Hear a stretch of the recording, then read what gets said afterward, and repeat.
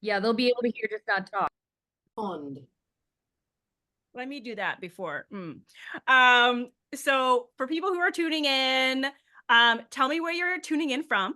Tell me what part of the city if you're from, like if you in the GTA or in Toronto. Tell me where you repping, right? Are we East Coast? Are we West? This is like a whole thing last time. I see the Play the Mic family up in the chat. Like, okay, hello. Yes, there was a lot of Slay the Micers that I dropped into their DMs yesterday. And I was like, I see you registered. They were like, yeah, Jam, Slaya, Jam be telling me about it. Like all of you guys did a really great job of telling your people to be here. And I was like, people need to hear, like, be here. What else are you doing? Working? Please. Working. Employment? What should you have your 9 to 5? Danforth in the building. Not Danforth. Okay, guys. People are like showing up. I wanted to give it to 12:05 to let them come in, but I'll just, while that's happening, I want to just speak to the speakers.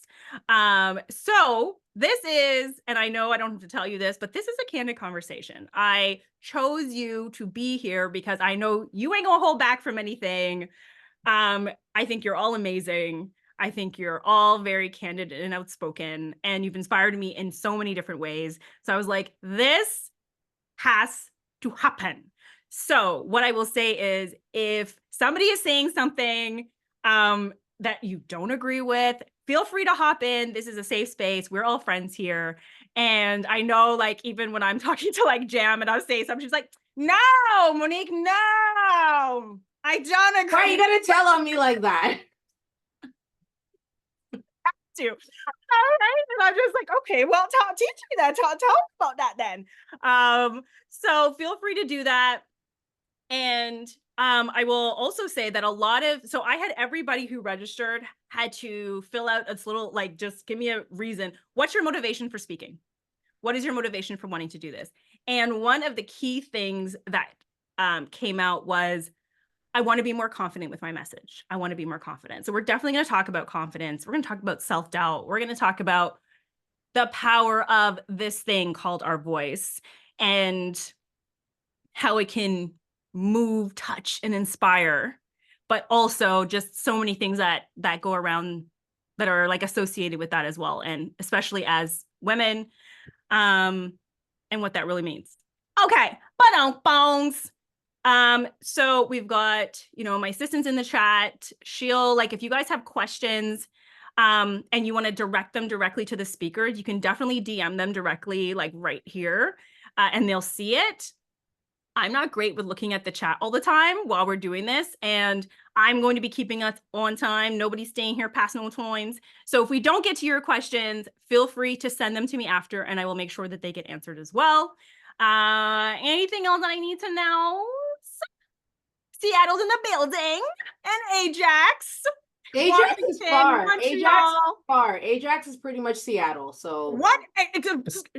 See, the fighting words come out. That's where I am. If you guys don't know, that's where I live. Fighting words to come out. Okay. The East is where it's at. So we're gonna kick this off. Well, I was sitting here thinking about all the different things I want to talk about, because, like, selfishly, I also want to have this conversation with you ladies. Selfishly, I want to be all up in your brain all the time.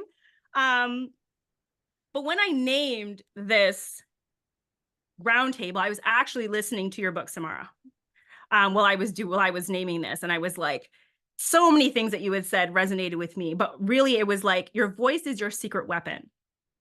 And what came up for me, and I would love to know from each of you what that means to you, because when I started digging deep into that, I was like, well, why do I feel that way? And one of the things that came up, like, out of nowhere was like, because I grew up in a home where you are not allowed to speak your mind. You are in fear of getting licked down if you're disrespectful or whatever it is. You're not allowed to showcase all of your emotions. You have to be very careful how you say something. And that, for some people, that makes them do the opposite of what I did, which was basically like, you can't hold me down, right? So I became louder. Right? Where some people, that makes them become quieter, but that made me loud. And I found, as I was like, even this morning, I was writing this down and I was like, well, what did that what transpired from that? So Monique's always loud. Monique's loud here, she's loud there. And when I ever feel like other people are trying to silence other people, it gets my back up, right? It gets it up for me, but it gets it up for other people around me as well. So I would love if each of you shared, when I say your voice is your secret weapon, what that means to you. There'll be a lot of sound effects, in case you didn't know, done by myself. Samara, you want to kick us off? Okay. No pressure. Hi, it's nice to meet the rest of the panelists. Hello. Oh, I should also say, I'm not doing any introductions because the people who signed up, y'all look them up. Yeah. No. I just want to, like, No, if I we're was in the saying room, hi to though, each other, Monique. I know, I just want to say, in case I didn't preface that, I just feel bad. No, but I feel like I'm pretending that we're in a room together, and if I were, I'd like come up to you guys and be like, "Hi." Yes, hug each other. Also, Jam and I got my husband calls this oh my god, safety yellow or danger yellow, depending on how I'm behaving. There you go. So hi. Here's my like maybe outside the box take, but let's find out on your voice is your secret weapon, because like we know voice means speaking up.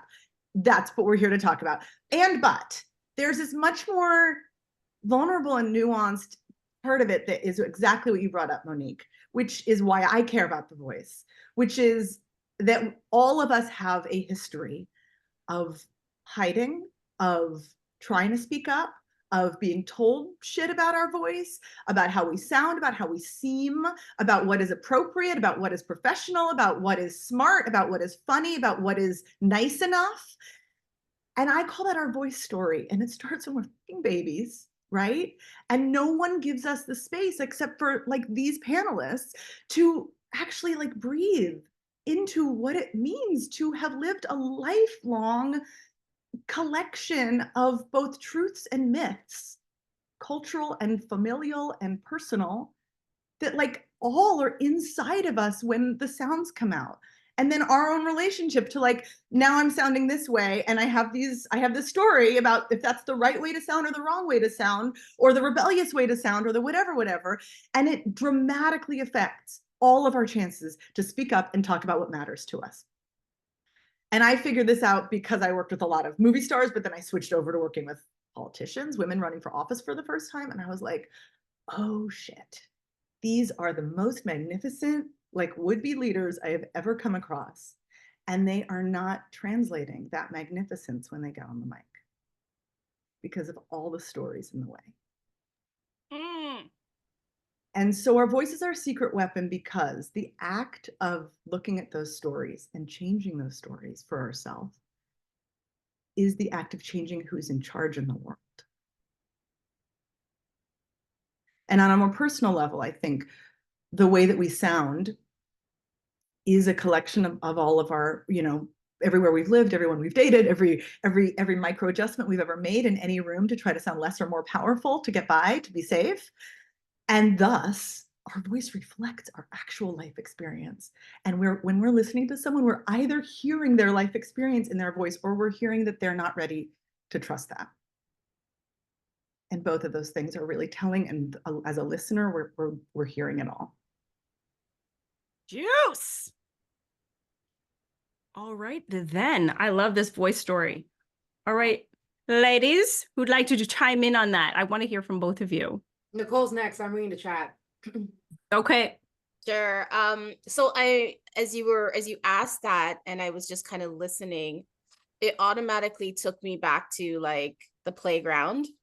It took me back to, when you talk about your voice story, it took me back to particularly middle school, high school, like times when like life was scrappy, and it was all about who wanted to fight who and meet me outside after school at this time type of like, I was never a physical scrapper, but I was always a verbal scrapper.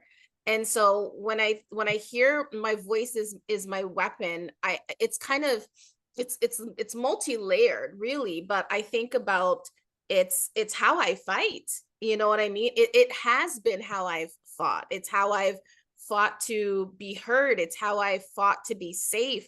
It's how I fought to not be harmed. It's how I fought to be seen. It's how I fought to be respected. And not only, but for other people, you know. And I think too, when I hear my voice is my weapon, the thing that that I really feel in my belly is my voice is how I determine how I will be seen. It's how I reset the narrative. And so no matter what someone might think about me, may have heard about me, when I open my mouth, I try to be very intentional with my words, because my words, how I paint my story. And it's how every time I open my mouth, my words are my opportunity to repaint whatever false narratives exist about me, or paint a beautiful tapestry about what currently exists about me. And I just think that, yeah, like my voice really is my weapon. I may not up and, we may not knock, but you gonna feel these words. You gonna feel these words, honey. You're gonna feel it, baby. Why is "Knock If You Buck" playing in my head right Yeah. now? That's all I'm hearing. I'm listening to Nicole and I'm like, "Knock if you buck." Like, you're gonna get these words. Oh, Yeah, but you will get these words. And it's been like that since the playground. And now I've learned to not cut with them when I don't have to, but you gonna get these words. You're gonna get these words. Nice. For me, like, and I think people have heard me say this so many times. Like, I was the kid who got into so much trouble for using my voice, and I wasn't using my voice to scrap on the playground. I wasn't a fighter either. I mean, there was this one time I needed a guy in the crotch because he said something about my mom, and that was a different story. But I wasn't a fighting type, but I was the kid who always find people to have a conversation with. And my teachers complained about it. My parents thought it was a problem. The report card said it was a problem. So I went through life for like a really long time, not knowing if now was an appropriate time to talk. And going back to what you said, Monique, in your intro, of like being raised to kind of speak when you're spoken to, or being given permission to speak. I could have like clear memories of just kind of looking over my shoulder just to see if my mom was giving me like a look of approval, like, yeah, you could talk right now, or you're talking too much, or whatever it may be. So my voice is not my weapon. My voice is my superpower. And I've always said that because I use my voice for good. And from the time I was young, that was part of my unlearning, was to realize, like, I'm not using my voice to harm others. I'm not using my voice to be malicious. I'm not using my voice to like start riots. Like, I'm using my voice to like do good things, make people happy, tell stories, like light up the room. And that is a superpower. And I think if more people recognize that their voice, whether you have an accent, you have a speech impediment, you have a basic vocabulary, whatever it may be, you have the ability to change the course of your life and somebody else's if you trust in it and you ultimately use it. So I'm proud of the journey that I've been on in reclaiming my voice. I think that was a lot of things I had to do from a younger age, was to like reclaim this superpower that people told me I wasn't allowed to use, or set restrictions on when and how I could use it. I love that. And when I think of, one of the reasons I named it Secret Weapon was really for people to pay attention. And I did want to name it your superpower, but I was like, what's going to get people to pay closer attention? And that's why I use the term secret weapon. But I would love to understand from each of you, is there something that you can pinpoint in your, whether it's your personal life or your career, where you decided, I'm going to go help others do this? What was that thing for you? I'm curious if you know what it is, and if you could share it with us. Oh, I'm gonna jump in on that one, because two things came to mind. One, first of all, I didn't even know that public speaking coaches were a thing. I didn't even, because like when you're comfortable talking, you're not going to think of being scared to talk and therefore looking for people who can help you talk. Like, I just love to talk. So I did not know those people exist and you can make money from doing it. When I did discover a public speaking coach after I did TEDx, I was doing a lot of event hosting. And I do my thing. I was winging it because I hate notes. And the more people that kept coming to me after events saying, like, how do you do that? I'm like, do what? Like, just like talk, like talk in front of a bunch of people. Like, how do you do that? So this was around the time where everybody and their dog started launching businesses on Instagram. You remember that time when Instagram started to become like more serious, more than just your beach photos? It was like, oh, I'm also offering this service or skill. And that was like a light bulb moment for me where I was like, well, I want to do something, but what's something I could do? And I thought back to that question I kept getting asked, like, how do you do that? And then I recognized, like, okay, let's try this out. But I felt it like in my gut, even though I wasn't never like classically or professionally trained, I felt in my gut, I have something that I could help people feel this way about their voice. If I feel this excited about my voice and this excited to use it, I want other people to feel this way. And I just figured it out from there.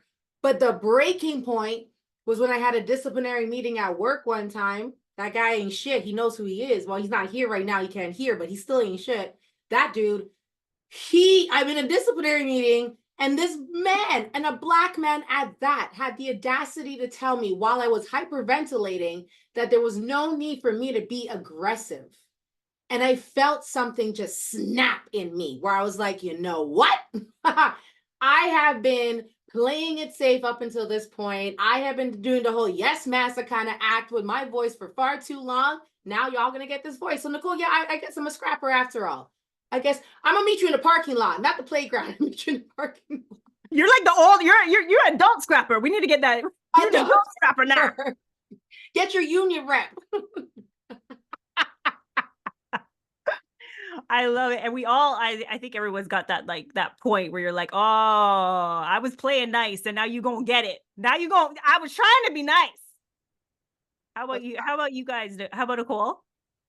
Yeah, again, back to the schoolyard. I remember I was always getting in trouble for saying something I wasn't supposed to say, out of turn, out of time. But that moment that you asked about for me was, I remember there was a girl in my, I think, 6th or 7th grade class.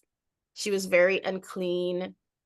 She had no friends. She had incontinence issues. You could just tell there wasn't a lot of care happening at home.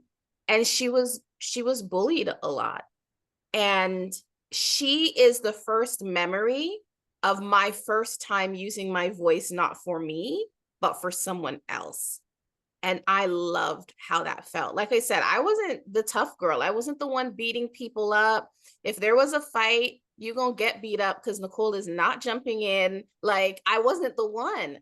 But if I saw someone who I felt didn't have the strength to speak, to use their voice, to speak up for themselves, like, I found myself like thrust like to the front of the line, and that would happen repeatedly. Like, I was always being told to stay out of other people's affairs because I was always like, oh, why are you saying it to them? Who say it to me? Like, I have something to say. Like, you know what I mean? I was just like, so I think that, and just throughout high school, like, I just always remember these moments of just seeing someone else being mistreated, who I felt like, yeah, everybody here knows they can't speak up. They don't have the words to say, but I'm like, but I do. I know exactly how to sort you out. I know exactly, like, so again, it really was it was a weapon and a superpower, like Jam said, because it became the thing that I learned that, hey, this thing isn't just for me, but this thing can actually help someone else out. And I think it's really informed even just the nature, like now, of how I speak, what I speak about, who my audience is, what my message is. And it's really to do that. It's to really shift the dial. And those early experiences of, I guess, advocacy at an early age, that's the thing that made purpose inside me leap. And I was like, yeah, that feels good. That right there, that's it. Purpose inside me leap. Where was Nicole when I was on the playground? Just want to know. I got you now, though. I got you now. Yes. I got you now. Let them say something. Let me hear. Oh, I'm the worst. I was doing both. I got the words and I'm jumping in. It's like, I Not got you. the hearing. What do we got to do? What do we got to do? You got to. Samara, I know a bit about your story, you know, from your book and stuff, but I was gonna say, I feel like this ties in. In my early 20s, I had this bizarre, like multi-month experience where I lost my voice and it was gone and I was not sick and I hadn't like been at a Beyonce concert. Like I couldn't point at what it was, but it was so painful that I would like try to say like I'd like some coffee in the morning, and by midday it would like be silent again, and by nighttime I'd be like drinking tea, and I was in Providence, Rhode Island, which was really cold, and it was the dead of winter, and I had this like blanket on, and I was like having this like existential conversation with the great unknown, being like, what is my voice trying to tell me? Like it's something and I can't interpret it. And I finally got myself to an ear, nose, and throat doctor that actually diagnosed it right, because there was like multiple shit before that where that didn't happen. And they stuck this scope, I don't know if anyone's ever had this experience, a little camera up my nose and down the back of my throat, and got a photo of my vocal cords. I saw it on the Magic School Bus. There you go. That was the view. And there were these little blisters at the same place on both sides, which is a telltale sign of vocal nodules. So I wasn't yet at the point where I needed surgery like Adele style, but it's like the beginning of a blister, right? When you like rake a lawn for an hour, but you're not like daily gardening. And I got back to class that morning. I had missed the morning session of this grad program I was in, and the dude stopped everything when I walked in, and in front of all my classmates, he said, "So, what's the diagnosis?" And I, couldn't really talk, but I like pushed through as audibly as I could. And this moment is like seared in my memory. I said, it turns out it's vocal nodules. I have to go on like full vocal rest for a few months. And he said, yeah, just as I thought, bad usage. Nicole, you ready? We going back in time. We're going back in time, Nicole. I literally, like, let's be honest, bad usage is not even a fucking phrase, right? It's not even a thing. But I felt it. You all felt it. He was like, hey, I get that you're injured here, but you're also the perpetrator. You did this to yourself. Shame, shame, shame, shame, shame. Nicole, we right out of time. This is why I do what I do. Because why did I lose my voice? Great question. I had to go to a speech pathologist. I learned over like a month and a half of like, winter silence, how to retalk.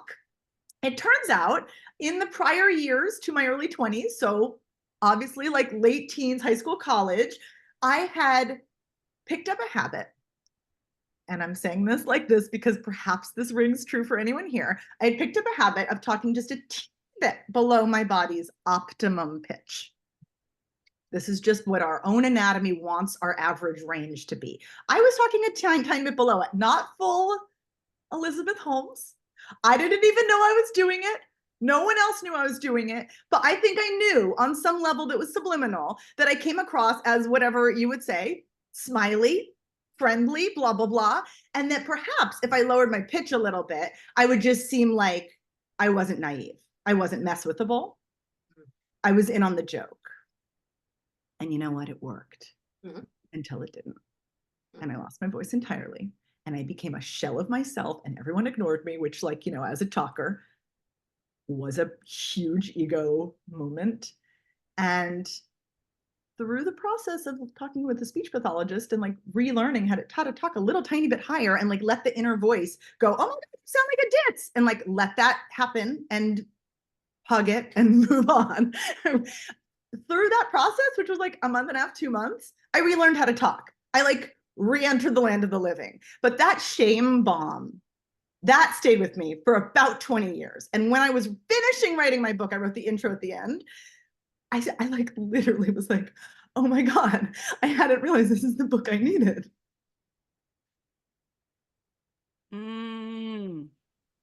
First of all, Jan, put the scissors down. If Samara's all right. She's safe. I think today. This is a gang. I think we're officially a gang. What's our color? And I think vocal gang. The vocal gang. Yeah. It's a vocal gang. I feel like there's rappers. We already have recruits in the chat. Like everyone is coming and having y'all. Oh, thank you. I wish you dedicated the book, Dear Tommy. Can you hear Dude doesn't deserve it. You're Dude doesn't shit. deserve it. Not only that, my grad program, bless, they're not on this call. Not a one of them has mentioned my book, has mentioned me as any whatever. It's fine. It's fine. It's fine. It's fine. It's fine. I learned what I needed to learn. Vocal gang, gang, gang, gang. We But right here's out the the dog. thing, We're going and just back in time. Just to like really, really like lay it on thick, because I just want to like say the thing. This shame burst is a version of what we've all been talking about here, right? Where folks don't give us permission to speak, or tell us that how we talk is wrong, or that we talk is wrong. So obviously this is a story thousands of years old, actually, about who the public is for and what people who speak in it with confidence are supposed to sound like.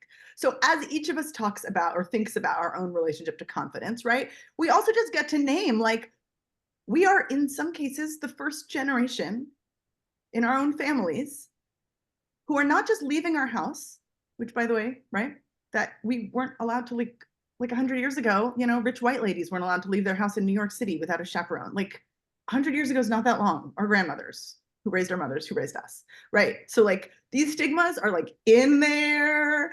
And just knowing that we are now not just leaving our house, not just asking to be heard, but demanding it, is gonna bring shit up. And this is a collective undoing of the shit. Collective undoing. I love it. I love being on a conversation with these wordsmiths, by the way, guys. Like, I'm like taking these notes. I'm like, these are such, thank you, Jam, for putting the scissors down and replacing it with that. I mean, I still think you can do damage, but I appreciate like, objects. A candle? That's a nice girl coming out. Candle. Thank you, all of you guys, for sharing that. Like, bigger candle. I think option. there are so many people in the chat who can relate to having these shame bombs guide everything moving forward, their voice, their life, all of those things. And I would be curious, because now I feel like, as people who are advocates for other people in this work, and here online and writing books and things like that, like, there are still a lot of people who are dealing with self-doubt, with, oh, I shouldn't say anything, or, oh, I don't like the sound of my voice, or, you know, and I know, Jam, you deal a lot with this with the people who come into your programs. I know, Samara, you coach people like this. I mean, Purpose and Courage and Confidence is the name of your book, Nicole, right? So, any of you can answer, but I would love it if you really came from the place of, you know, the ones you're encountering every day who don't have the confidence yet, who are really afraid of how they sound, and it's holding them back from being who they are fully. Like, do you have any tips? You're like, let's give them something tangible that they can either think about or do to, like, just push past, or even just work on that piece, because it is the piece. Has anyone listened to Mark Zuckerberg's voice?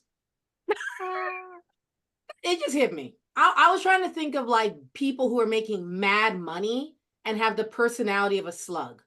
And he's making mad money with the personality of a slug that was stepped on by 45 people.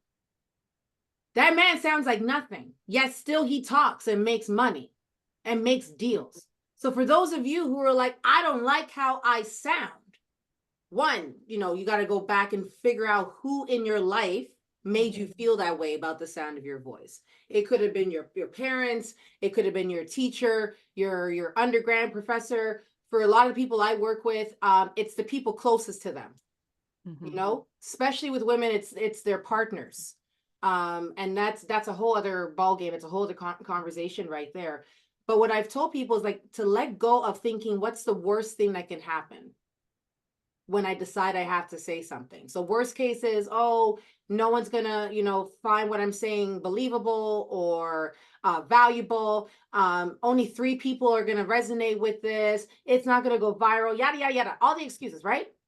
But when you allow yourself, when you give yourself permission to acknowledge what's the best case scenario, when you outweigh that list of best case scenario versus the worst case, that's going to give you the motivation to start. And I think for a lot of us, and I was once this person, we didn't want to start talking until we sounded perfect. There is no perfect speaker. There is no perfect sound. Everybody has their own unique sound. Yeah. If we want to sound like other people, how the hell are we going to stand out? Right? We could all on this panel have the same thought process or opinions on things, but what's going to make our opinions stand out is how we sound and the story and the personality that comes out in that tone of voice. So please, if you don't love the sound of your voice, who will? It starts with us. It really starts on rebuilding that relationship with the sound of your voice. And one of the activities I love to do when I do workshops is like, if you're somebody, let me know in the chat, if you have an automated voice messaging system, take that shit down right now. Take it down. Unless you got a stalker, then fine, keep it up. And I hope you get over it. But put your voice on your voicemail. Because for a lot of people, they struggle hearing their voice repeatedly or when it's recorded. But it's small acts like that that helps you build a healthier, happier relationship with your voice. We got things to say. We got money to make. Okay? Things to say and money to Mike. That's another one, quotable. I love that. See, no more scissors. I switched. Nicole or Samara? Yeah, I'd jump in and I'd say, a couple of things. I think we've already kind of tackled the, understanding the story behind why you feel that way. But I would even say, loving the sound of your voice, if you're not there yet, I would say get in love with the sound of your message. And I think if the focus is more on what it is that you have to say versus how you sound or the impact. I remember I had a coach and she said to me, not about speaking, but I mean, it's an analogy that can be carried across multiple topics. But she said, imagine, whatever the barrier is, it's a wall between you and who needs to receive your message, right? And think about that what you have in your mouth can either, whoever your audience is can, and maybe you may not have an audience. Maybe you're just trying to find your voice in your house. Maybe you're just trying to find your voice with your children, with your partner, at work, at the boardroom table. Think about who the message is for, who's on the other side of that wall, and what your message will do. That's what you need to fall in love with. What I have to say is going to help to shift the trajectory of my family. What I have to say is going to maybe move this company to the next level. What I have to say is going to help that broken woman be inspired. And that has to be the thing that then you don't even care about the wall, right? Like you're just like, I got to do whatever it takes to get over that wall to that person because I'm that much aligned and in love and convinced and convicted about what's inside of me. And so now the barrier, it almost doesn't matter. When I was just starting out, as a coach, one of the things I did was, and I encourage my clients to do, is to walk around with the voice note recorder thingy on your phone and just practice walking around and just talking out loud and recording yourself and playing it back and just getting comfortable with the sound of your voice. And I think the last bit or nugget that I would share on this is, practice having a rebuttal for yourself and others. Jam talked about conquering, like, stop saying those negative things that I don't like how it sounded. Like be acquainted with what your common self-sabotaging dialogue is about your voice and your message, and be prepared with an accurate response for yourself and for others. Like if there are common things that you encounter, like, oh, your accent's weird, or you talk too soft, or you sound like a kid, or speak up more, or you're too loud, or you're too aggressive, whatever it is that you find you commonly hear internally and externally, you need to be a master telemarketer, like prepared with your rebuttal to respond inwardly and outwardly to that. Whenever someone has something negative, to that before I leave it?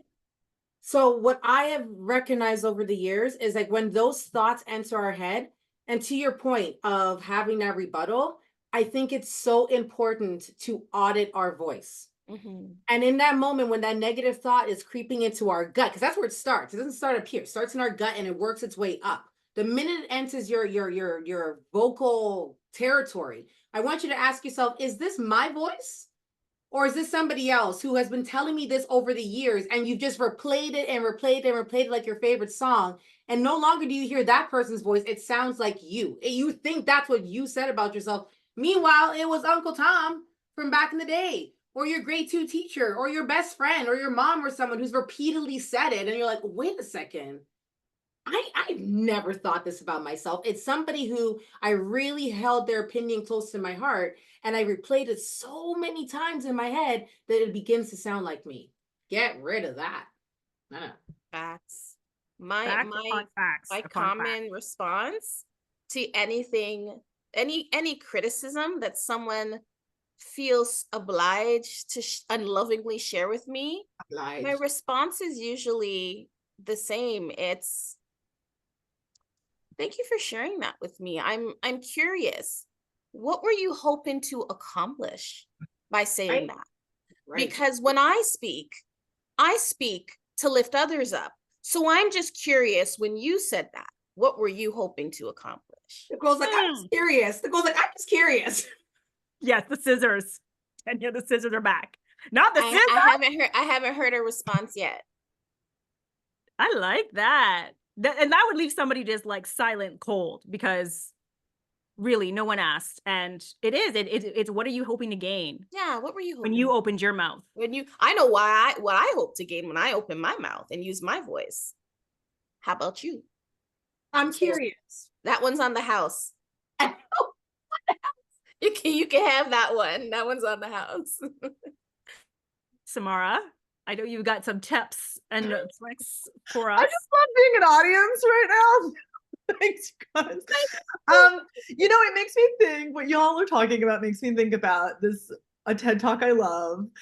This older Scottish woman is talking about how when she was a kid and she had lots of siblings, all the family from all over would come and the siblings would have to perform for them. And she one day was just feeling shy and said to her mom, I'm gonna stay upstairs. And her mom, bless, was like, no, your job is to entertain. No one cares about you. And she says, what in the Von Trapp family? What? What in the Von Trapp family? Literally, this is my vision as well.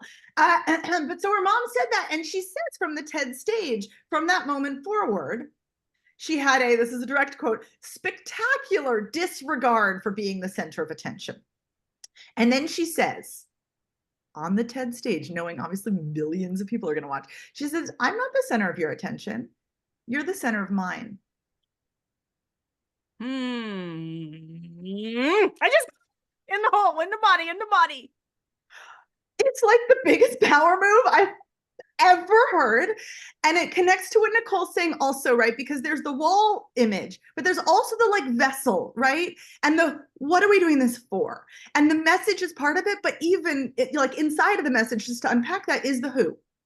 And maybe we're talking for the people in the room, for the person we're talking to or the people, or maybe we're talking on behalf of folks who aren't in that room, right? But when we connect to the who, we are so deeply the vessel. It is so not about us and whether we have the right words. It's about, let me just honor the F out of the folks that are going to be helped by me speaking up. And I say this because our literal nervous systems respond differently to those conditions. Oh, goosebumps. Yes, Amy, that land. I was like, what? I love that. I'm always like, spectacular disregard for being the center of attention. I mean, there was also something fun to being the center of attention, but because, right? It's connected to the mission. It's connected to the who. Can I add Yes. to that? Like, so adding to that, you're in the room. And I think even once that moment to speak and use your voice and be a vessel is there, sometimes if there are other people doing the same, the sound of someone else's voice can cause you to feel like you should change yours. And I remember I was asked to speak somewhere, and I arrived at the venue and the earlier session was happening, and that speaker had joined the group. It was a weekend thing. She had joined the group from the night before, and I was like, I should have done that. Oh, shoot. Now she has a rapport with the room and I don't. Right. And then she was telling a joke and then everybody was laughing. And I'm like, I didn't prepare a joke. Oh my God, I need a joke. I'm funny. I'm funny too. Like, you know what I mean? And then I was like, oh my gosh. And it was like it was a faith-based event. And then I was just like, oh my gosh. And now she's speaking in tongues. I didn't know it was that kind of event. Like, I have Jesus too. I didn't, like, that's not how I prepared, right? And I was like all frantic, right? Mind you, the drive down, I was like in my zone, like, I'm gonna go, I'm gonna be a vessel, but by the time I got there and I heard someone else's voice, I was like, oh no, I gotta change mine. And I so clearly heard God like say, no, you are not gonna shift it. You are not going to shift it. What she has to say was what she had to bring to that room. And now you have something different for the women in that room. Give me the organ. Give me the organ. And what she accomplished was there was all kinds of laughter and joy and all that stuff. And they needed that. And when I entered the room, there was teaching and knowledge and weeping. And I'll never forget that. My friend made a shirt for me because I kept saying it like, and I excused myself, like I left the room. And so permission to speak, she was like, permission to move, because I literally had to remove myself and be like, psh, psh, psh, like, Nicole, get it together. You're not going to shift it. You're not going to change the message. You're not going to alter how you speak, what you say, what's the word I'm looking for? Manufacture. You're not going to manufacture like these moments of no. You're just going to show up. You're going to, as Samara said, you're going to be the vessel. And that's the most impactful place of using your voice, like bringing the ability to bring yourself back into alignment with yourself and then delivering from that place. And like it's complicated because there is also, I just want to also hold space for like, there's also like, we get to learn from people we admire and keep growing and changing. And are we growing and changing in a direction of more generic and away from ourselves? Or are we heading in a direction of giving ourselves more permission to actually show up with our own unique weird, but with now this new, whatever tool that we just picked up? I love that you just punctuated that Nicole's point with that, because I am curious what you guys think about, like, as people are starting to find their voice and they have not figured out how to quote unquote be their authentic, like, this is my voice, this is how I do things. And in the age of social and seeing people online, and there are people we admire, there's a lot of copycats, right? Not all intentional, really, by, just victim of, I don't know how to do this. They know how to do this. I'm going to do it how they do it. I'm going to sound like they sound. And it happens more and more and more. And now in the age of AI, like, it is so important that you guys don't try to be like anybody else. Okay. There's going to be enough deep faking all over the place. So AI can't copy this. Oh, damn. They probably already have. They're like, this is the person that we They could try. They could try. You're right. Y'all can try. I'm so paranoid about that like, if I answer the phone and I'm like, hello, and I don't hear anything back, like, I'm afraid to speak because I feel like it's some AI software, like, trying to, like, take my voice and my, like, I'm just like, no, in silence on the phone, like, you speak first. Who's gonna speak first? Like, I don't blame you. To be no, first off, it's not gonna happen. Monique, hold on. I have to go back to Nicole's point here about walking into that room and you see that person who is slaying the stage before you, and then you got to follow up after that. Please, I beg for everybody watching right now and who catches the replay or whatever, I beg, do not be that person that when Nicole is done talking, or Samara's done talking, Monique's done talking, or I'm done talking, whoever's damn well done talking, that when we kill it, because we're gonna kill it. And if we don't, that's okay. We're gonna kill it another time. Do not be that person who comes up on that stage and says, oh my God, how do I follow that? Follow up after that. You follow. That's what you do. You take the microphone and you begin. That's what you do. You say, thank you, Nicole. Thank you, Samara. Thank you, Monique. Thank you, Jam. What a riveting talk. I felt it in my bones. And then you segue to yourself. How you gonna start your talk putting yourself down? How you gonna start? How you gonna It's the start that? worst. That and I promised myself I wouldn't cry. Are two of my least favorite. Yo, show us you. So if you ain't gonna cry, then you better be holding your bladder for the rest of your life, okay? Because when we pee for a reason. When we pee, we release toxins. We get rid of that stuff we don't need in our body. When you're crying, why did God create these tear ducts? For what? What purpose? For what? How close is she? For what purpose? Okay. Okay. I told you AI can't copy this. You gotta cry. You if you want to be your authentic self, you have to honor yourself in that moment.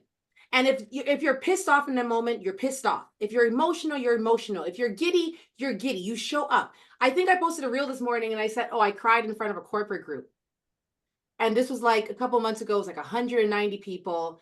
And it was a Q&A and somebody asked, Jam, you seem so confident. Describe a time when you maybe like you lost your voice. Have you ever lost your voice? And I'm there on the stage and it was like a circular stage. So everybody was like around me. And my assistant at the time was in the audience and she was my safe spot. So I looked at her and then she's looking at me like, are you going to say it?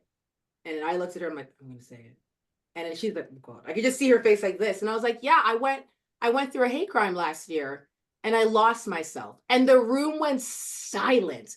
And then I had to give myself 30 seconds to just not collect my emotions, but be with my emotions. And when I felt comfortable enough to proceed, then I proceeded. And a person came up to me afterwards and apologized. I'm so sorry. I didn't mean to ask you such an invasive question. And you got emotional. I was like, no, this is me. I made the choice to speak my truth. I made the choice to get emotional. This is me. And I love that you shared that piece, Jam, because a lot of people, myself included, I used to be very afraid to cry from the stage. And what ended up happening is that means I couldn't be my 100% self on stage. I was presentation Monique, where presentation Monique does things very well and talks very well. Monique. And yeah, presentation Monique, not Monique. And what happened when I had my very first opportunity to be on a really big stage, I'm preparation Monique too. So I gathered my trusted people. I said, I'm going to do my talk in front of you first, because I ain't going to go up in front of 500 people and not have this down. And I did it. And I remember my friend saying to me, who knows me better than anyone, was like, Monique, the talk was good, but it didn't hit me here. What are you not saying? And as soon as she said it, like my tears started welling up, like everything. And I was like, I can't say that from a stage. What if I can't collect myself?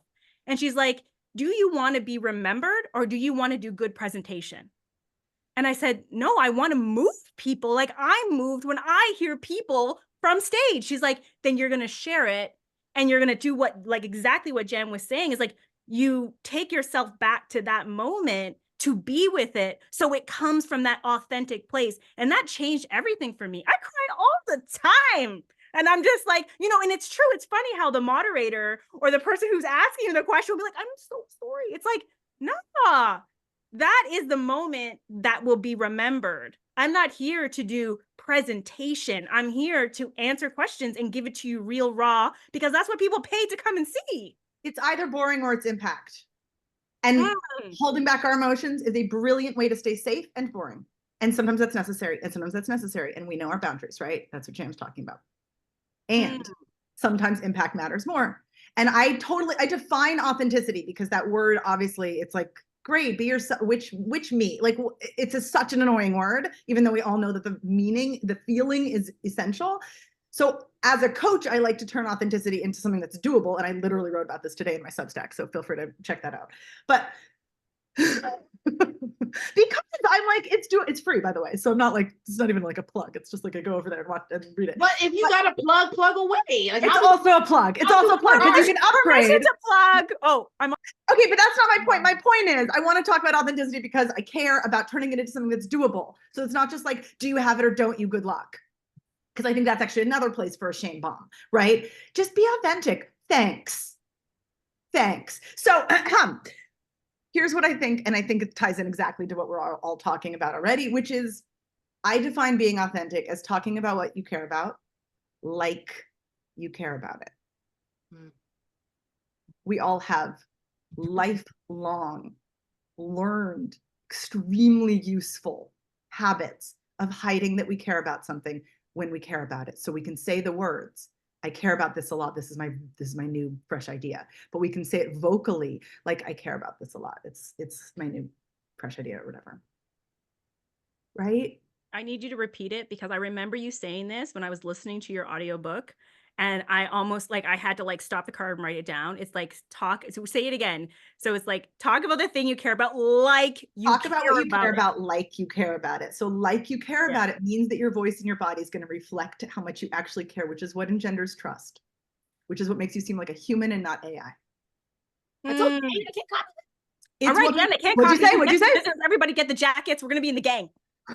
It's what makes you emotional, but emotional does not always mean tears, right? It can mean enthusiasm, right. it can mean anger, it can mean grief, it can mean hope, it can mean these emotions like enthusiasm that we've been told our entire lives makes us less cool. So being authentic, talking about what matters to us like it matters to us, requires sometimes that we step out of the laid back vibe of cool. Again, this is sometimes for impact, and into this forward thing of let me vulnerably, right? Because all the vulnerability is saying, here's what matters to me. Now you know where you can hurt me. Vulnerably saying, this is y'all something that actually affects me. And that's it. It gets me every time because I'm just telling myself I have created the conditions. I am willing to show people that I care when I care.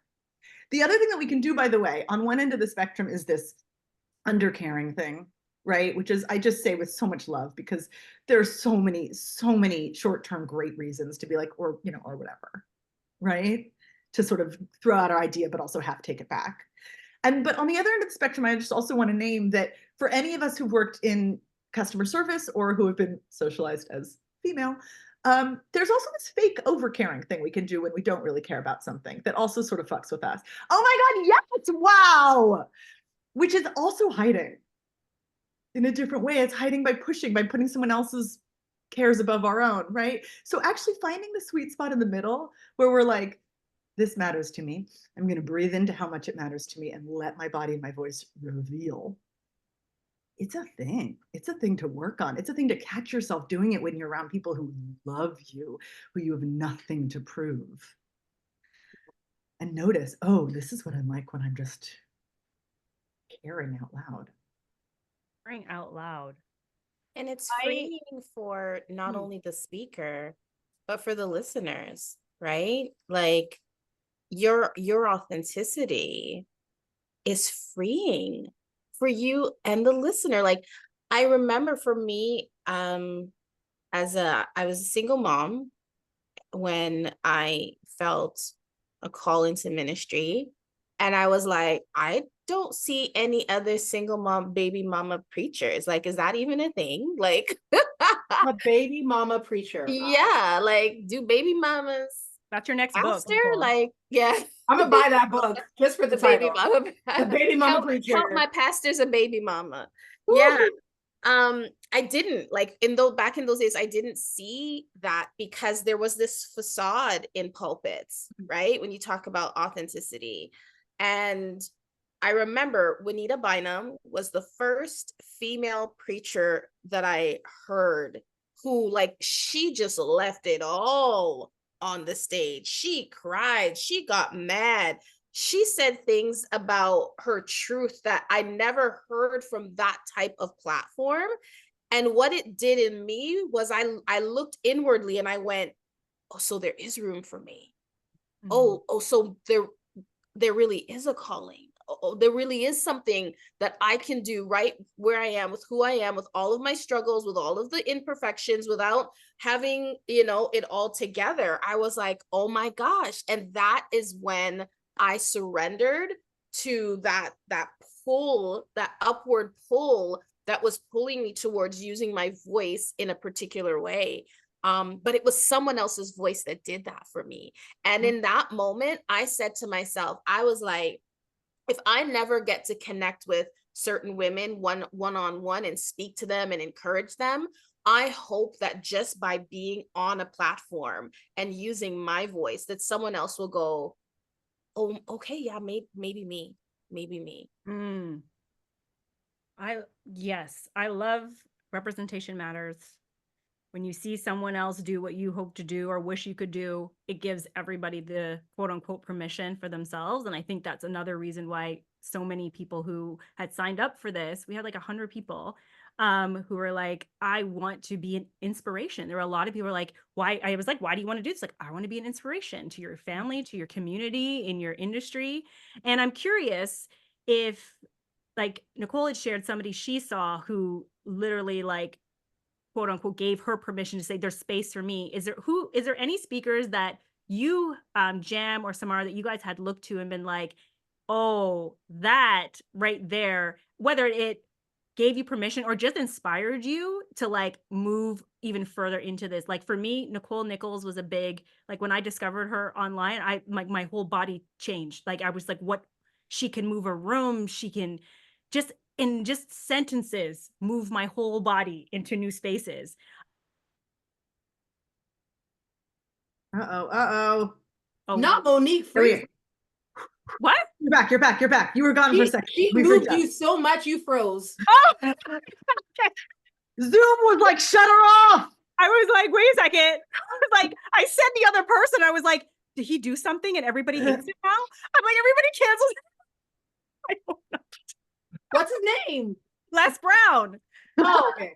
Yeah, Okay. I was like, oh my, because every time now, I don't know, I can't keep up with all the people who are doing things. But Les Brown, when I was in my 20s and I saw him on a stage, I was like, my goodness, Yeah. I got it. So, Jam, was there anybody for you? So this is gonna sound really snobbish. It takes a lot to impress me. I'm just gonna. Do we not already know this about Jam? Everybody? No? I don't know. Maybe not. I don't know. I mean, I hear a lot of speakers, but I feel like I have this like internal radar where I could hear someone and my body goes, that's not authentic, or that's not, you know, like heard it all before. I don't know what it is, but there's sometimes I've heard things. I'm like, that's just not it. And I think my style of speaking, I've always been told back then when I was starting, was too much and I had to be a little bit more refined. What people were telling me was I had to sound like I was white. That's the advice I was pretty much getting back in the day, right? Like, you're too this, you're too loud, you're too extra. You're telling me to eliminate my blackness. So when I went to this one conference, they brought in a speaker from the States I think her name's Diana. Diana did a keynote and I stood up to receive the words. And it wasn't like a anything to do with religion or spirituality. It was actually a DEI talk. And I was so moved. I had to stand there and just have my hand on my heart going, I don't think I've heard anybody before move me in such a way. Why did Diana move me? Because Diana was her whole self on that stage. She was loud. She was unapologetic. She was raw. She was real. It was everything that I just felt moved. Like my body didn't even know what was happening, because I was like, who is this person? What is this voice doing to me? And I remember when she was done, like there was tears that just appeared. And I was like, oh my God, like what is happening? And then what really just blew my mind was that people came up to me and said, you know, I've never heard her before, but while I listened to her, she really reminded me of you. And I was like, whoa, shit. Like this woman to this day, I can't remember the words she said, but I can remember how her talk made me feel. And to me, I just wish that people would have that kind of relationship with their voice where they're not trying to be anybody. They're trying to be themselves and trying to say what they got to say in that moment. And when they trust themselves to show up as their whole self, that's the magic that they can make. She made magic and it's never left me. Never left me. Yeah. Yeah. And she's not a blue check person. She's not a 9 times bestseller. She's not a woman who made 7.58 figures last year. She's none of that. She's a human. She's a human with a voice and a human with a story who told it in such a way that my radar said, this is real. Take it all in and absorb it. Wow. Felt that. Felt that. Is there anyone for you, Samara, that stands out where you're like, it's like there's the slow accumulation of little moments here and there of permission, right? Of moments like that where I'm like, oh, so we're allowed to show up like that. Oh, I'm allowed to, right? I mean, it's what both of you just said. That just, actually don't have a single moment, but I like 60 of them popped in my head. And yes, Jam, they aren't all perfect, right? I'm totally like, but they needed a little coaching on that. But there's something about the way they expanded into themselves in front of me, that did just make, like, I think I needed a billion little tiny, right? Our brain needs evidence. And I needed a billion like tiny bits of evidence. I mean, like a random one that comes to mind is, there's this old TED Talk. I can't believe I mentioned TED twice now. There's an old TED Talk of Jane Goodall, the woman who played with the apes. Not played with, right? Like didn't. Oh, like played, girl. She played incredible research. I think she infiltrated, like she got in. There was some like mischief and delight in there. But anyway, yeah, did very serious work with the apes. But I grew up in a house with a dad who's a scientist, and I'm very clear. We've talked a bit about the sort of, without naming it, the norms of different industries and what you're supposed to sound like in those industries. There is a norm in science. You're supposed to be very unemotional, because getting emotional in any way actually makes you, quote unquote, undermine your credibility. And credibility, what are you if not credible as a scientist? And I know this, and I have seen it, and I grew up being brought to physics conferences. So I grew up with a huge amount of examples of what it is to choose credibility over humanity. And then there was Jane Goodall choosing humanity and being like soft and gentle and weird and intimate and introverted, like having a just conversation with herself up there on the TED stage. And I remember just being like, that is actually a radical act. To show up undermining the norms of your industry because showing up as a human matters more is a thing. It's a thing. It doesn't just happen. You're choosing. And so moments like that, I think, like helped me fill out the story. And then, I've been way more public than ever before in the last year because my book came out a year ago today. Ooh. And I was like, wait, what's happened? And as a result, right, I've gotten to talk in rooms like this more than ever before, and 75 podcasts. And I take it seriously that I show up like a person, and that I show up with my own mischief centered. That, like, if I'm not having a good time, and if it doesn't feel good on the inside, I'm not doing my mission justice. And it doesn't feel good on the inside. So like that shit, right? Like it doesn't feel good and it doesn't feel good.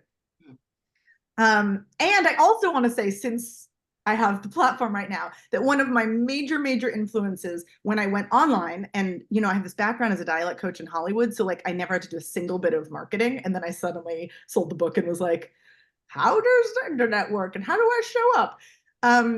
And a very, very important influence on me was Jam Gamble. I used to watch your videos, and I totally had that little generic monster that I call it totally pop up on my shoulder and say, what am I even doing here? Jam's already doing it. Oh, no. I just want to honor that is completely a moment I had. And then I had to coach myself, right? And just like love on the fact that I'm going to show up different, and we get to show up together. And this is the first time we're doing that. Oh my God. And you know what's funny? I discovered Samara's work on my coach's podcast, and I was like, oh my God, you need to be there. And then when Samara saw that Jam was on, she sent me this message like, Jam's gonna be there. She's like, I'm such a fan. And I'm like a fan of Samara. It was just, I love this. But look, it matters, right? It matters. It matters how we show up, because we don't know who we're impacting. We don't know. Time out. So hold on, time out. Let me just, synergy is the word. This is very surreal for me right now. Can I just say somehow how like what you just said, one, not only has it moved me profoundly, and I'm glad that you had that conversation with yourself, and you're like, I could also be in this space. Like Jam's doing her thing and I'm doing my thing. But there are so many of us, especially as women, who do not have the balls or the box to say that out loud. You know what I mean? Like, it takes a very confident, assured woman to be able to say out loud, yeah, I went through this. I felt this way. I felt ways. And then, I checked myself and here I am. You just did a TED Talk right there. Like, that was just a TED Talk lesson right there. Like, shoot, well, scissors Look, go. we're practicing this in public, and I'm doing it on purpose, right? I'm doing it on purpose because absolutely. And look, for anyone else here who's also started a podcast, like the moment when you get on the mic for the first time, a voice might come out of you that sounds like what you think a podcaster is supposed to sound like. And I just want to like hold for honoring that this is when we do something new, we start back at zero with all of our confidence back at zero too. And we're like, I don't know anything. What inner wisdom? I have none. And then we get to like rebuild and go, oh wait, I'm also person here. And all my wisdom over there, I can bring over here and we'll discover stuff. And it matters that I show up like me. But can I just say, like, for so many of us who start out in whatever we're starting in, we let that negative self-talk enter our head. Or we don't think, we admire all these people, but we never imagined that we would be the one to be admired, right? We don't think that's a possibility. It's like, we're like, oh, Brene, oh, this person, all that kind of people. Like, there's someone down the street. There's someone in the cubicle next to you. There's someone in your family. There's someone in the grocery store. There's that person who you follow on Instagram that has only 200 followers who could still move you. So when I started, never, ever, ever did I think that I would become someone where people are like, oh, I can't do that because Jam's doing that. This shit is blowing my mind. Like, I'm so glad you worked through that. Like, yes. I'm like, damn. Oh my God. I just want to honor it's so normal. It's so normal. It's so normal. It's so normal. It's so normal. And but hold on, didn't you see, like, first of all, I DM'd you a video, which you have not yet responded to. Me? Don't kill me. Yeah, you. Oh, how long ago? Nicole, get your gear ready. We about to scrap right now digitally. But when I was talking to Monique and she told me about you, and she's like, oh my God, Jam, you got to listen to this audiobook. Or this is a person who's going to be on the panel, listen to the audiobook. And then I'm listening to the audiobook and I'm like, oh, yes. And then I went to look you up and I'm like, well, shit, she's following me. And I sent you a video of me listening to your audiobook and well, shit. Yeah. Samara is just getting new on social. So there's that. I love it. I am ultra millennial. Okay. Wait, I definitely clearly have not received that. And I'm now going to go look, but I'm going to wait until after this. But thank you. Okay. Well, thank you. I appreciate that, guys. Oh my God, I love this. I love the bringing of together and just like being able to be with people who can be so vulnerable about what's really going on so we can talk about the real shit. And selfishly, I'm going to ask you guys, because you go in front of groups around stage fright. I want to talk about this for a second because I don't know about you. Anytime I have to go and do anything, it doesn't matter what it is, I get this twinge in my thumb that I've gotten since I was in the second grade doing public speaking, ever since. And I know that's you're nervous twinge every time. And I'm always like, before anything that happens, I'm like, I don't know why I decided to do this. Why would I put myself at risk? Everything's going to go wrong. You don't know what you're doing. You're going to forget it. Like everything you can think of that you would think of goes through my head. And I still sweat everything. And I still show up and I do what I do. But I am curious what you guys experience and do right before you go on what you consider whatever your big stage. Like I literally like have conversations with myself. And then I also have people I can call. Like I will literally say to Corey every time, I will like, even today, I was like, everything's not going to work. And then the webinar is going to go down and nobody's going to show us. He's like, you do this every time. He's like, you know how to do this, right? You just like literally did it like a month ago. I was like, you're right. I did this. It was good, right? He's like, you said it was awesome. I said it was awesome, wasn't it? I don't know what that's about. That's just my process. I'm curious about y'all guys' processes because I'm sure the audience would think that y'all don't have one. So fill me in. Nicole, you go first. Well, why are you calling me? You looked ready. You looked Yeah. ready. I saw your shoulders. I was like, girl looks ready. How you mean? So yeah, there is never a time that I speak that I'm not nervous. Never. And I don't know. I'm not doing anything intentionally to make that go away. I don't know that I ever want that to go away.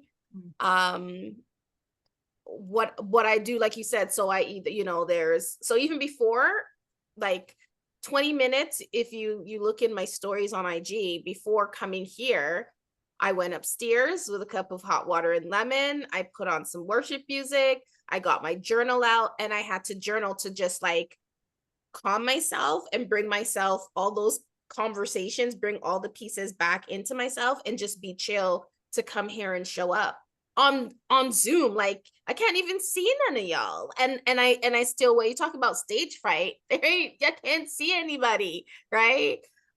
There's never a time. And so when I'm physically in a room, same thing, I'm having a conversation with myself, and it's a very, again, I'm big on prepared speeches, like for my inner dialogue, and That makes me nauseated. and the the dialogue that I typically have with myself is: anchor your power. They asked you to be here because you have something to give this room. I was going to say that. The speech is always the same. I didn't pitch to be here. And even if you did, they picked me. They asked me to come because I have something to give this room. And that's the speech. But I'm nauseous. My belly be doing flips. Like my mouth be dry. Like my lips are glistening, not because I wanted to be cute, but because they, like, I didn't want that smacking that happened. Biotine. You need Biotine spray. Okay, thank you. See, still learning. Yeah, I learned that from Jam too. I learned that from Jam. I was always like, okay, you want to go on stage? Tell me everything that I need to know about going on stage. All the things. Yeah. And I think, like, Nicole, I think you're like, you point to like, and it's funny because we know each other. So you're coming to a place which is considered like a very safe space. Right? To know each other. Yeah. But I have it also just like, because it matters. You care that you're bringing like information to people or insights to people. You're giving your time, but other people are also giving their time. And that's how I view it when I'm about to do. I'm like you said, I never try and get rid of the feeling, because I also feel like you give a shit, and that's why it matters. That's why you're nervous, because you want to make sure that you go up acting like you care, talking like you care, you know? And I'm an introvert, like I'm a deep introvert. And so there's that too, like going in space, like when people hear me speak, they don't believe me. Like I'm learning on how to still be present after I speak, because when the delivery leaves me and everything that comes with the delivery leaves me, I literally want to drop the mic and run out of the room. Because like on my best day, I like just being in my house, but I have something to say, right? And so it's not only about that, it's about fighting just the humanness of the insecurities. Like sometimes I just feel insecure. Sometimes I don't think I'm dope, and I'm not always aware of my dopeness. And I think the other women in the room are dope. And then, you try to fight that feeling of sizing yourself up and staying in a seat of humility. Like there's so many things that you're navigating inwardly. And it's real, but there's never a time for anyone who thinks that, oh, wow. And so, no, like there's never a time. Thank you. So much of what you said, I'm like, yes, like this was my tambourine. Like I wish I had a tambourine and an organ, because I would have just been like, doing the whole thing. I don't call what happens in my belly before certain talks nerves. I call it confetti in my belly.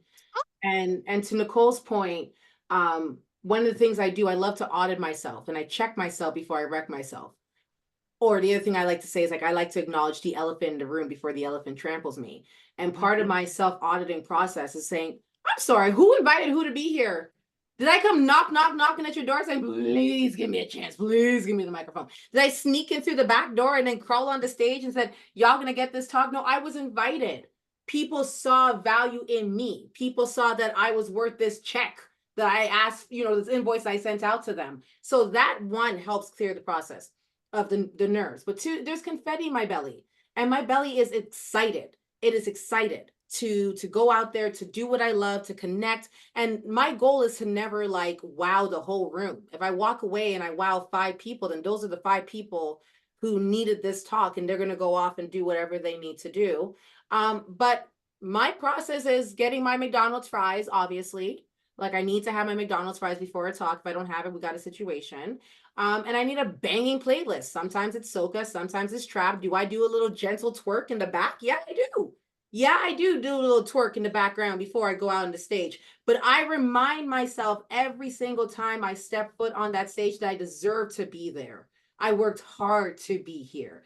This is what I am meant to do. My words have power. It's a conversation. I hype myself up. It's one thing when other people tell me you sound good. It's another thing when I tell myself, I know I sound good. Now let's go do this. So that's all a part of that mental preparation. And in a banging outfit and a fresh haircut.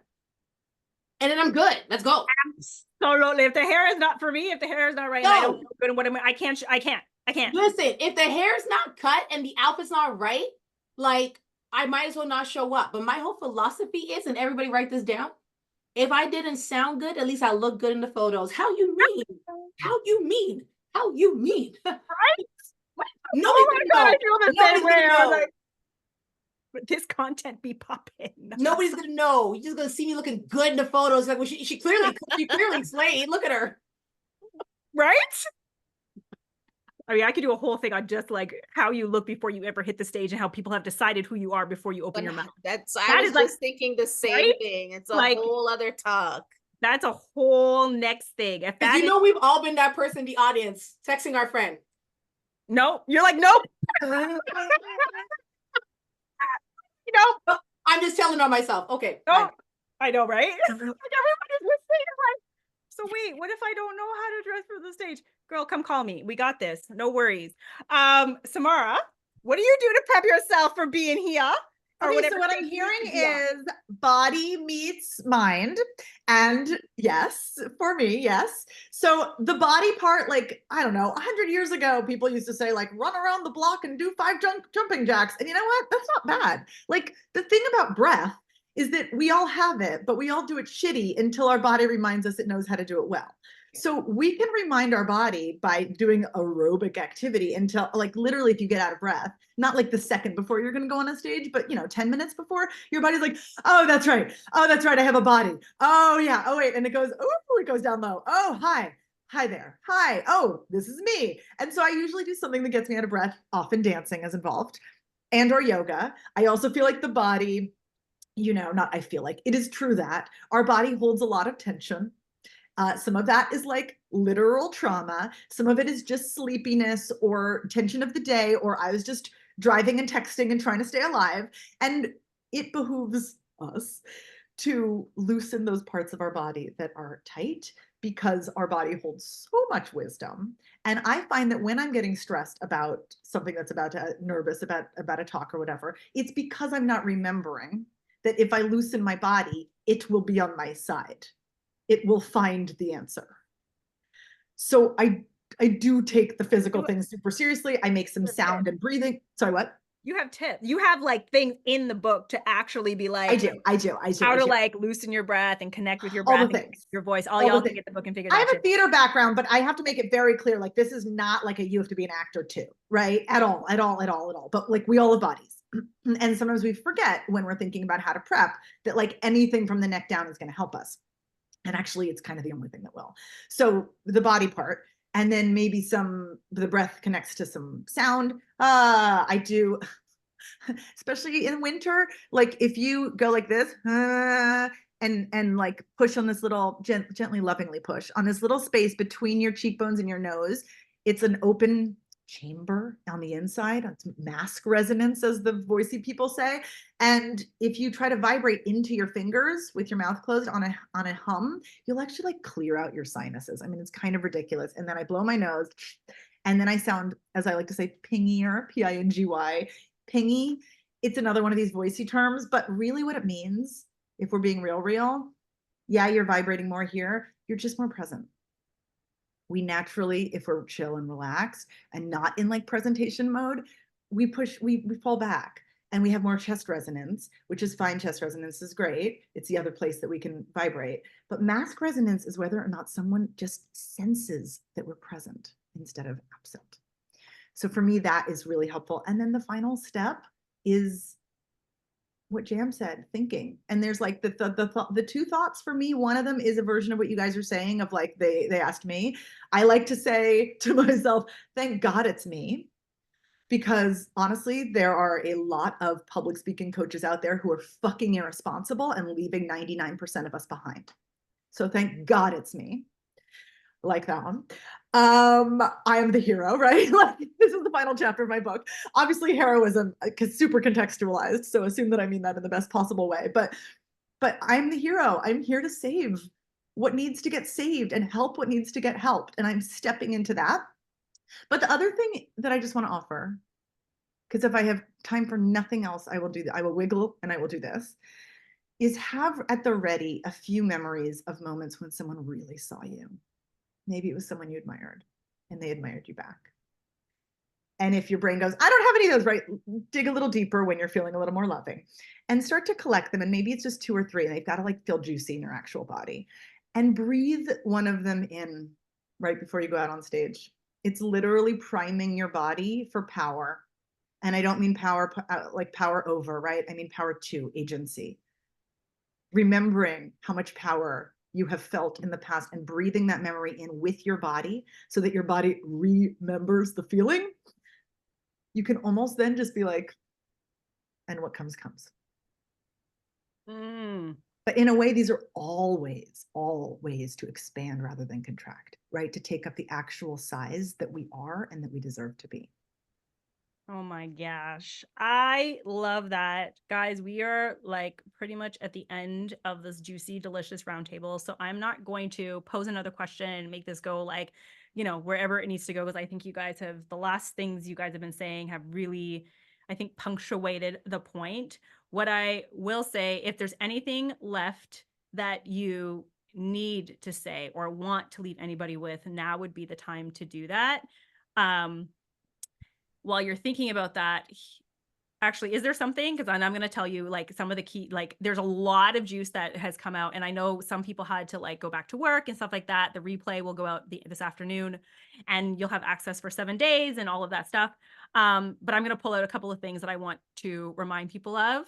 If there's not anything left for you guys that you want to leave the audience with. You guys shared so graciously. Say the damn thing. Say the damn thing. And if it comes out raggedy, whatever. You said it. Celebrate it. And then say it again. Because guess what? I say this with so much love in my heart. If you said something and it came out raggedy, people may forget by like the next day. Like people are not going to wake up in the morning, make a cup of coffee, bring their kids to school, walk their dog, and go, you know what? Jam said something raggedy yesterday and it can't leave my spirit. Like we're not that special. So try again. Say it differently. Raggedy again, do it again. I gotta jump on this too, because there was a comment earlier where someone said, I'm not that worried about how I seem, but I'm worried about the words. And I do want to like just love on the fact that being articulate, which has all the cultural drama that we know it has, is just it's one of the elephants. And we get to remember that there's a reason that Yes We Can was as fucking powerful as it was. And that often it is the simplest and most visceral language that does the thing.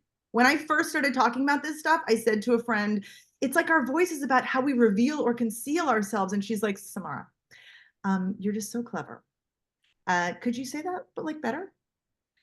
And now I say show up versus hide, because you know what? It's about showing up versus hiding, and conceal versus reveal is pretty. It's not wrong. But like, for all of us who worry that we're not using SAT words, I see you, I get it. I am a recovering perfectionist. And depending on what industry you're in, maybe grab 2 or 3 words that feel like they are the thing that will be like, wink, wink, I'm in the know. I share the common jargon with you if you need it.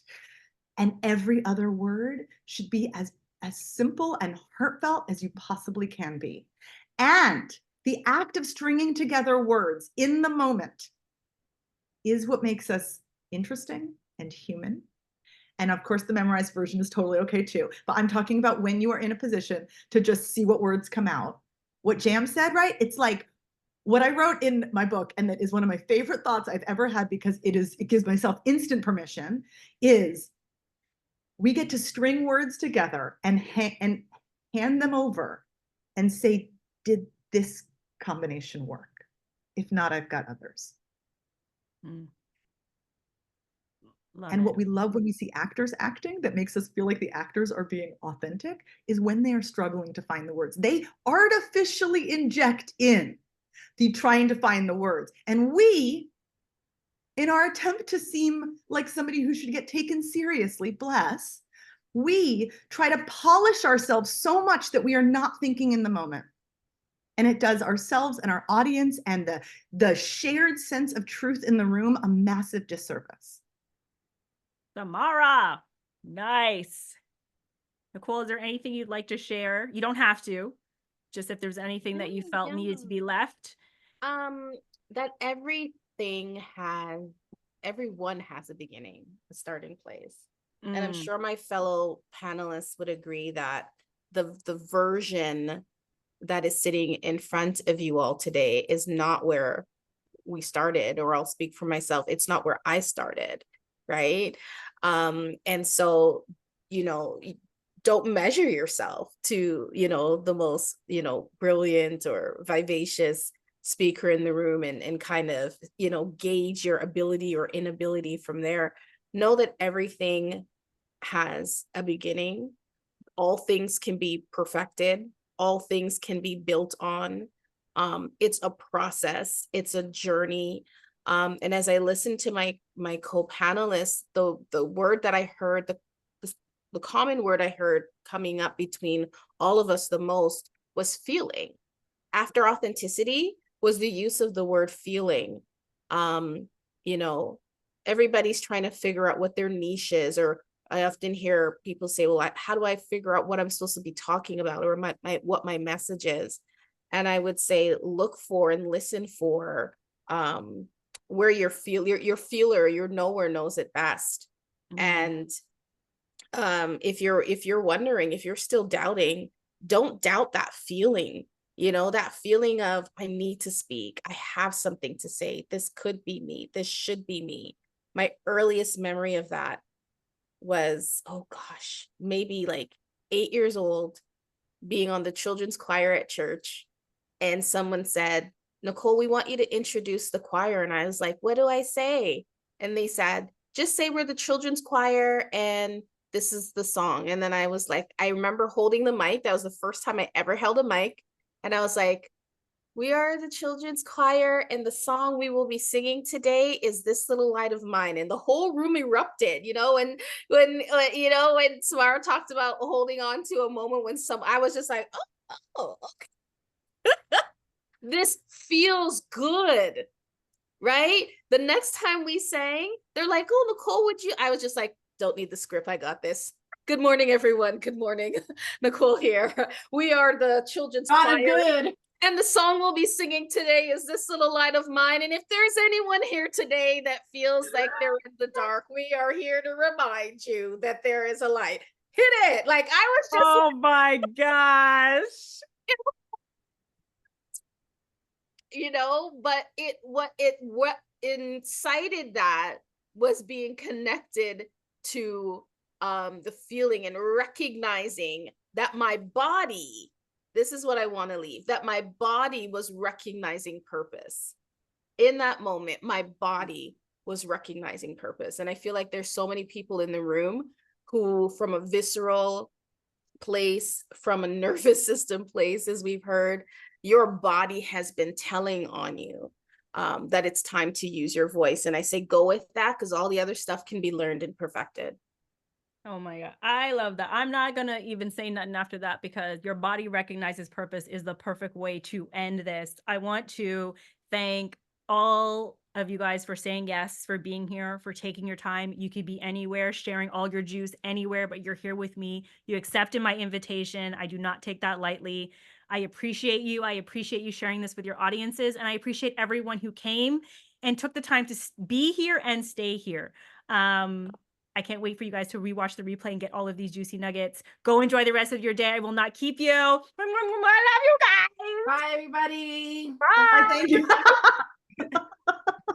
Give me one wave. I want to do a screenshot for the gram. Come on now. Catch that just now. We're a gang. We're getting Bye, guys. jackets. Vocal gang, gang, gang, gang, gang. Gang, gang, gang, gang.